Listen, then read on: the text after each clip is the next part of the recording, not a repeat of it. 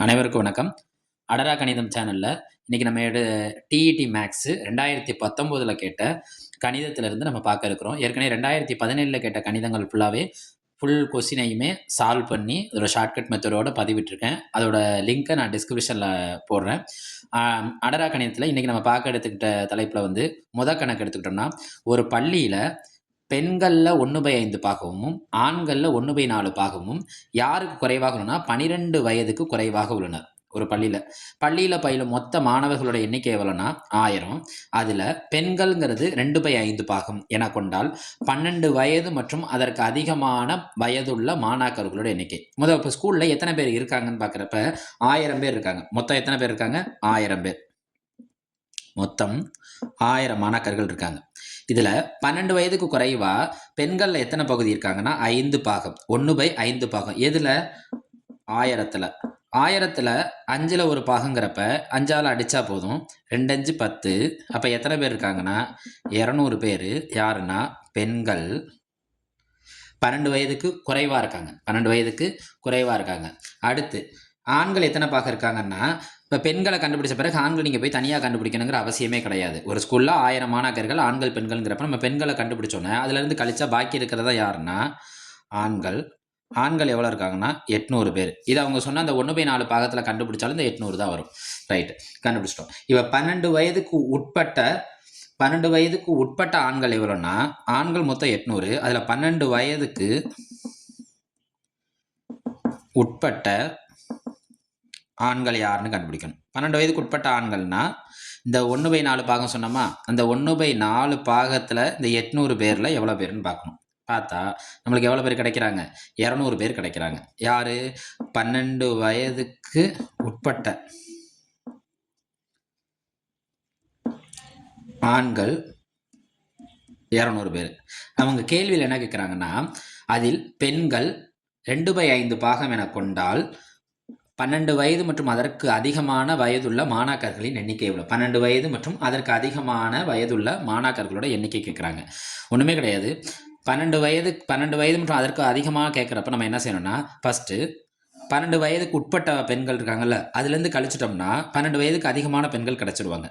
அப்போ 1லேருந்து 12 வயதுக்கு உட்பட்ட பெண்கள் எத்தனைனா 1ல் 5 பாகம் இன்ட்டு எவ்வளோ பேர் சொல்லியிருக்கோம் பெண்களில்? 200 பேர்.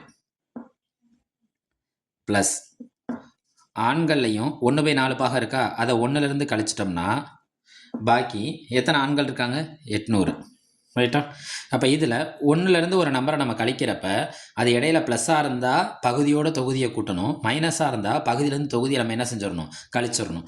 அப்போ இது மைனஸாக இருக்கிறதுனால பகுதியிலேருந்து தொகுதியை கழிச்சா நம்மளுக்கு என்ன கிடைக்குன்னா 4/5 பெருக்கல் 200.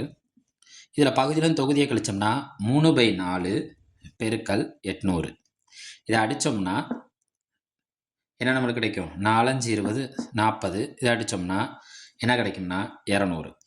4 40 சேர்ந்தால் நம்மளுக்கு எவ்வளோ கிடைக்கும்னா 4 பெருக்கல் 40 ப்ளஸ் 3 பெருக்கல் 200. 4 40 எவ்வளோனா நம்மளுக்கு 160. 3 200 சேர்ந்தால் நம்மளுக்கு எவ்வளோனா 600. நம்மளோட விடை என்ன? 760. அவங்க விடையில் என்னென்ன ஆப்ஷன் கொடுத்துருக்காங்கன்னா, ஏங்கிற ஆப்ஷன் வந்து என்ன கொடுத்துருக்காங்கன்னா 770, பிங்கிறது 760, சிங்கிறது 670, டிங்கிறது 660. இப்போ நம்ம கண்டுபிடிச்ச விடை என்ன? 770, 760. அதுதான் அதோட விடையாக மாறிடுது. அடுத்த கணக்கு, ஒரு வட்ட வடிவிலான இதே மாதிரி கணக்கு அடுத்த டெட்டு கொஸ்டின்லேயும் இருக்குது, நம்ம பார்ப்போம். இந்த கொஸ்டினுக்கு கொஞ்சம் இம்பார்ட்டன்ட் கொடுத்துக்கோங்க. ஒரு வட்ட வடிவிலான தாமிர கம்பியின் ஆரம் 35 சென்டிமீட்டர். இது ஒரு சதுர வடிவில் வளைக்கப்படுகிறது எனில் அச்சதுரத்தோட பக்கம் கேட்டிருக்காங்க. அச்சதுரத்தோட என்ன கேட்குறாங்க? பக்கம் என்னவா இருக்கும்னு நம்மள்கிட்ட கேட்குறாங்க. இதுக்கு ஆப்ஷன் என்னென்ன கொடுத்துருக்காங்கன்னா 50 சென்டிமீட்டர், பிங்கிறது 55 சென்டிமீட்டர், சிங்கிறது 62 சென்டிமீட்டர், டிங்கிறது 70 சென்டிமீட்டர். இப்படி கொடுத்துருக்காங்க ஆப்ஷன். இப்போ நம்ம கண்டுபிடிப்போமா? வட்ட வடிவில் இருக்க தாமிர கம்பியை எப்படி வளைக்கிறாங்கன்னா சதுரத்தில் வளைக்கிறாங்க. ஒரு வட்டத்தை வளைக்கிறோங்கிறப்ப அது யாரோட சுற்றளவு கண்டுபிடிக்கும்னா வட்டத்தோட சுற்றளவு. ஒரு வடிவத்தை நம்ம வளைக்கிறோம்னாலே அதோட சுற்றளவு கண்டுபிடிக்கணும். வட்டத்தோட சுற்றளவுக்கு என்ன ஃபார்முலா? 2 by R. இந்த ஆறுங்கிறது அவன் என்ன கொடுத்துருக்காங்கன்னா, ஆறுங்கிறது என்ன கொடுத்துருக்காங்க, 35 சென்டிமீட்டர். ஆறுங்கிறது நம்மளுக்கு என்ன கொடுத்துருக்காங்க, 35 சென்டிமீட்டர். அப்போ அதை அப்படியே பிரதியிட வேண்டியதான். I7 35, I2 10, 10 22 பேருக்குனா நமக்கு என்ன கிடைக்கும், 220. இது யாரோட சுற்றளவு, வட்டத்தோட சுற்றளவு. ஒரு கம்பியை வளைச்சு இன்னொரு வடிவம் உருவாக்குறாங்கன்னா அதோட ரெண்டோட சுற்றளவும் எப்படி இருக்கும்னா சமமாக இருக்கும். அப்போ வட்டத்தின் சுற்றளவும் சதுரத்தின் சுற்றளவும்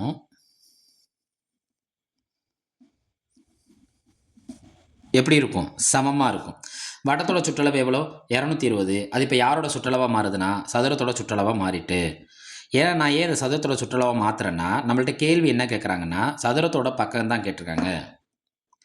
சதுரத்தோட சுற்றளவுங்கிறது 4 பக்கம் சேர்ந்தா அவங்க யாருன்னா சதுரத்தோட சுற்றளவுக்கான ஃபார்முலா. நம்மளுக்கு 4 பக்கத்தோட மதிப்பு கேட்கல, அச்சதுரத்தின் பக்கம் காண்க. அப்போ ஒரு பக்கம் தான் கேட்குறாங்க. அப்போ 220 நம்ம எதால் வகுக்கிறோம், 4ஆல் வகுக்கிறோம். 5 20, பாக்கி 2, 5 20. அப்போ நம்மளுக்கு விடை என்ன கிடைக்குது, விடை 55 சென்டிமீட்டர். விடைங்கிறது 55 சென்டிமீட்டர். ஒரு வடிவத்தை வளைச்சு இன்னொரு வடிவமாக மாற்றுறாங்கன்னா ரெண்டோட சுற்றளவுகள் எப்படி இருக்கும்னா கட்டாயமாக சரிசமமாக தான் இருக்கும். அப்போ இன்னொரு வடிவத்தோட சுற்றளவுக்கான ஃபார்முலா நம்மளுக்கு தெரிஞ்சிருந்துச்சுன்னா அதுலேருந்து நம்ம அந்த வடிவத்துக்கான பக்கமோ ஆரமோ உயரமோ நம்ம கண்டுபிடிச்சிடலாம். அடுத்து கொஸ்டின் நம்பர் 3. இது 2 மெத்தடில் நான் சொல்லிக் கொடுக்குறேன். ஒன்று ஃபார்முலாலையும் சொல்லிக் கொடுக்குறேன், இன்னொன்று நார்மல் மெத்தட்லையும் சொல்லிக் கொடுக்குறேன். அடரா கணிதத்தை சப்ஸ்கிரைப் செய்யுங்க, சப்போர்ட் பண்ணுங்க. ரைட். இப்போ ஒருவர் முதல் மாதம் 640, 2ஆம் மாதம் 720, 3ஆம் மாதம் 800 சேமிக்கிறார். ஒவ்வொரு மாதமும் அவர் சேமிச்சுட்டே போகிறாரு. அவர் தன்னுடைய சேமிப்பை அதே தொடர் வரிசையில் தொடர்ந்தால் 25ஆவது மாதம் அவர் சேமிக்கும் தொகையை காண்க. 25ஆவது மாதத்தில் அவர் எவ்வளோ சேமிப்பான்னு கேட்குறாங்க. நம்ம இதில் என்ன தெரிஞ்சுக்கணும்னா 2 மெத்தடில் போட போகிறேன். இது 640 ரூபா முதல் மாதம் சேமிக்கிறாரு. அடுத்தடுத்த மாதம் பார்த்தீங்கன்னா அவர் எவ்வளோ ஏற்றிட்டே போகிறாருன்னா 640லேருந்து 720ங்கிறது 80 ரூபா ஏற்றுறாரு. அடுத்த மாதம் பார்த்தீங்கன்னா 720லேருந்து 800ன்னு வரப்போ திரும்ப 80 ரூபா ஏற்றுறாரு. அப்போ 640 முதல் அதே தான், முதல்ல அப்படியே வச்சுக்கிட்டு ஒவ்வொரு மாதமும் ஸ்டெப் அப் பண்ணுறாரு. அதாவது என்ன சொல்லுவாங்கன்னா எஸ்ஐபிலே இன்னொரு எஸ்ஐபி சொல்லுவாங்க.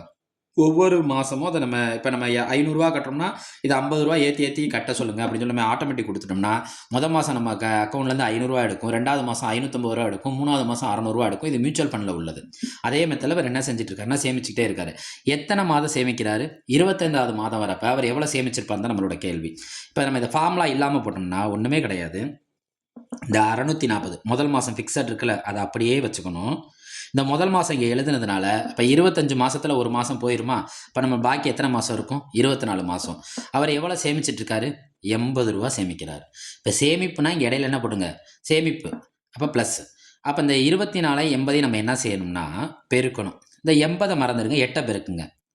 8 32, பாக்கி 3, 8 2 16, 16 3 19. அப்போ நம்மளுக்கு எவ்வளோ கிடைக்குதுன்னா 25ஆவது மாதத்தில் அவர் எவ்வளோ சேமிச்சிருப்பார், 2560. இதுக்கான ஆப்ஷன் என்னென்ன கொடுத்துருந்தாங்கன்னா 2650, 2560, 2450, 2540.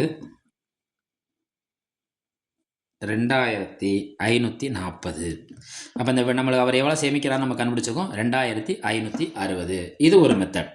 இதே ஃபார்முலானா இந்த தொடர் வரிசைன்னு ஒரு வார்த்தை விட்டுருக்காங்க. இது என்ன தொடர் வரிசைனா 80 80 அதிகரிச்சுக்கிட்டே போகுது. அப்போ இது என்ன தொடர் வரிசைனா கூட்டு தொடர் வரிசை. அப்போ டிஎனுக்கு என்ன ஃபார்முலானா a + n - 1 × d. இந்த ஆவதுங்கிற வார்த்தை வந்தாலே அது டிஎன். இந்த ஏங்கிறது என்னென்னா அவர் ஆரம்பத்தொகை எவ்வளோ, 640. எத்தனை மாதத்துக்கு, 25 மாதத்துக்கு.